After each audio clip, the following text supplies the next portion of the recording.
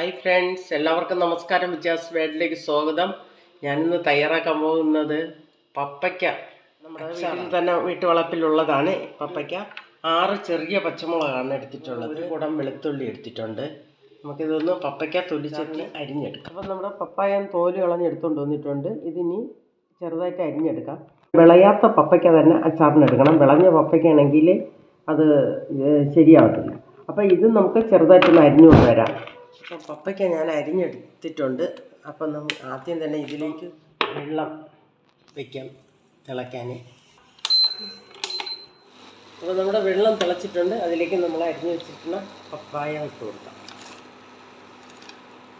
നമ്മുടെ പപ്പായ ഇട്ട് ഒന്ന് തിളച്ചിട്ടുണ്ട്. ഒന്ന് തിളച്ചാൽ മാത്രം മതി. നമുക്ക് സ്റ്റവ് ഓഫ് ആക്കാം.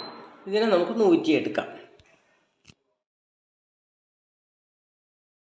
പപ്പായ നമ്മൾ ഊറ്റിയെടുക്കാം. അപ്പോൾ നമുക്ക് അച്ചാർ തയ്യാറാക്കാനുള്ള ഒരു കടായി അടുപ്പത്ത് വെക്കാം. അതിന് സ്റ്റവ് കത്തിച്ചു കൊടുക്കാം.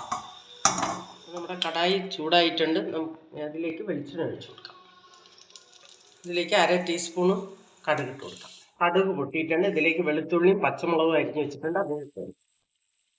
ഇതിലേക്ക് എടുത്ത് വെച്ചിരുന്ന കറിവേപ്പിലയും കൂടി ഇട്ട് നമ്മുടെ വെളുത്തുള്ളിയും പച്ചമുളകും നന്നായിട്ട് മൂത്തിട്ടുണ്ട്. അതിലേക്ക് നമുക്ക് 1/2 ടീസ്പൂൺ ഉലുവപ്പൊടിയാണ് ഞാൻ ഇട്ട് കൊടുക്കുന്നത്. ഇതിലേക്ക് നമുക്ക് 1.5 ടീസ്പൂൺ മുളക് പൊടി ഇട്ട് കൊടുക്കാം. ആവശ്യത്തിന് വിനാഗിരി ഒഴിച്ചു കൊടുക്കാം. 1 ടേബിൾ സ്പൂൺ കായപ്പൊടി ഇട്ടു. ആവശ്യത്തിന് ഉപ്പിട്ട് കൊടുക്കാം. അല്പം വെള്ളം ഒഴിച്ചു കൊടുക്കാം. ഇതിലേക്ക് നമ്മൾ ഊറ്റി വെച്ചിരിക്കുന്ന പപ്പയ്ക്ക ഇട്ടു. നമുക്ക് സ്റ്റവ് ഓഫ് ആക്കി കൊടുക്കാം. നമ്മുടെ പപ്പയ്ക്ക അച്ചാർ റെഡി ആയിട്ടുണ്ട്. നമ്മുടെ മാങ്ങയ്ക്ക് വേണ്ടി ഇരിക്കേണ്ട മാങ്ങ അച്ചാർ പോലെ തന്നെ നല്ല ടേസ്റ്റി ആയ ഒരു അച്ചാറാണ്. എല്ലാവരും ഇത് ട്രൈ ചെയ്ത് നോക്കണം. അത്ര ടേസ്റ്റിയുള്ള ഒരു അച്ചാറാണ്. അച്ചാർ ഒരു പാത്രത്തിലോട്ട് മാറ്റാം തണുത്തിട്ട്. അപ്പം നമ്മുടെ ഇന്നത്തെ പപ്പയ്ക്ക അച്ചാറും റെഡി ആയിട്ടുണ്ട്.